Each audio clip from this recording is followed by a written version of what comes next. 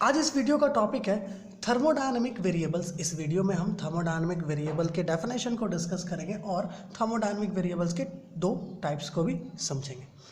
तो हमने यहाँ पे थर्मोडायनेमिक वेरिएबल के डेफिनेशन को लिखा है कि thermodynamic variables are those variables which helps us to specify the state of a thermodynamic system. किसी भी थर्मोडायनेमिक सिस्टम के स्टेट को किसी भी इंस्टेंट ऑफ टाइम में उस थर्मोडायनेमिक सिस्टम का जो स्टेट है उस स्टेट को स्पेसिफाई करने के लिए हमारे पास कुछ थर्मोडायनेमिक कोऑर्डिनेट्स होते हैं जिसके हेल्प से हम उसके स्टेट को डिफाइन करते हैं, उसके स्टेट को स्पेसिफाई करते हैं, डिस्क्राइब करते हैं, जिसे हम थर्मोडायनेमिक वेरिएबल्स कहते हैं। Such like temperature, pressure, volume etc। जैसे कि हमने यहाँ पे एक थर्मोडायनेमिक सिस्टम कंसिडर किया है, गैस है ये, जो एक सिलेंडर और पिस्टन के थ्रू इनक्लोज्ड है।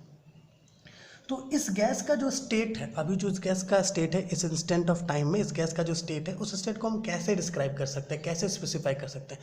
ऑब्वियस सी बात है, इसका जो प्रेशर होगा, इसका जो वॉल्यूम होगा, इसका जो टेम्परेचर होगा, उसके हेल्प से हम इसके स्टेट को स्पेसिफाई कर सकते हैं।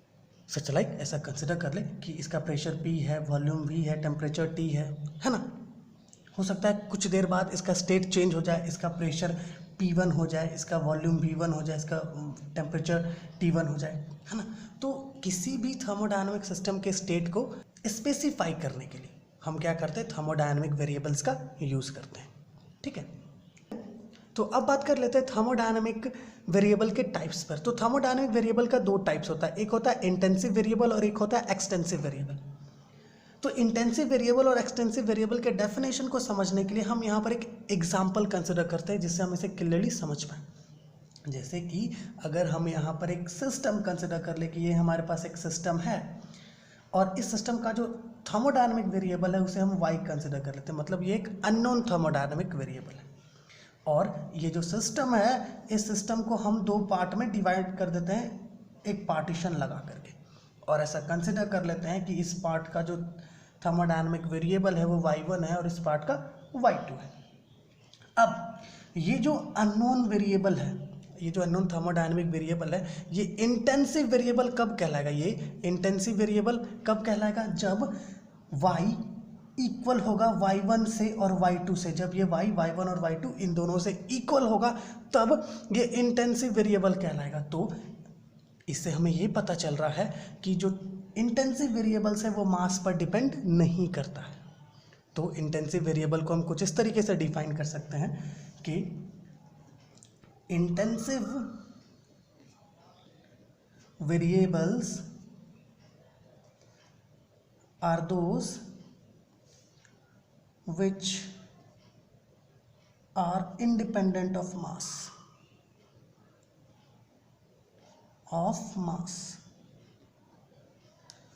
और ये जो अननोन थर्मोडायनेमिक वेरिएबल है, ये unknown thermodynamic variable extensive variable होगा कब, जब ये y, ये जो अननोन थर्मोडायनेमिक वेरिएबल है ये y1 और y2 के सम से इक्वल हो, मतलब y इक्वल हो किससे, y1 प्लस y2 के सम से। इट मीन्स है कि जो एक्सटेंसिव वेरिएबल है ये मास पर डिपेंड करता है। तो एक्सटेंसिव वेरिएबल क्या है, जो मास पर डिपेंड करता है। तो हम इसे ये इस तरीके से लिख सकते हैं, extensive variables are those variables which are dependent on mass, which are dependent on mass। तो इंटेंसिव वेरिएबल और एक्सटेंसिव वेरिएबल को हम इस तरीके से एक एक एग्जांपल लेके समझते हैं। जैसे कि अगर मान लें ये जो अननोन थर्मोडायनेमिक वेरिएबल है, अगर ये टेम्परेचर होता, टेम्परेचर T होता, ठीक है, तो इस पूरे सिस्टम का टेम्परेचर T होता, हर जगह का टेम्परेचर T होता, है ना। तो अगर हम इसे दो पार्ट में डिवाइड कर देते पार्टीशन लगा करके, तो इस पार्ट का भी तो टेम्परेचर T होता और इस पार्ट का भी टेम्परेचर T होता। इट मीन्स है कि टेम्परेचर इंटेंसिव वेरिएबल है जो मास पर डिपेंड नहीं करता है। अब एक एक्सटेंसिव का एग्जांपल देख लेते हैं। जैसे कि अगर हम कंसिडर कर ले कि ये जो y है, अगर ये y वॉल्यूम हो, है ना, तो अगर हम इस सिस्टम को दो पार्ट में डिवाइड कर देते हैं, दो पार्ट में अगर हम इस सिस्टम को डिवाइड कर देते हैं तो जो वॉल्यूम होगा इस पार्ट का वो तो कम हो जाएगा और इस पार्ट का भी जो वॉल्यूम होगा वो भी कम हो जाएगा, है ना। तो जो वॉल्यूम होगा इस सिस्टम का वो दोनों सिस्टम के वॉल्यूम के सम से इक्वल होगा। इट मीन्स है कि इस सिस्टम का वॉल्यूम अगर V था, है ना, तो ये भी इक्वल होगा किससे, V1 प्लस V2 से। तो वॉल्यूम क्या होगा, एक्सटेंसिव वेरिएबल्स।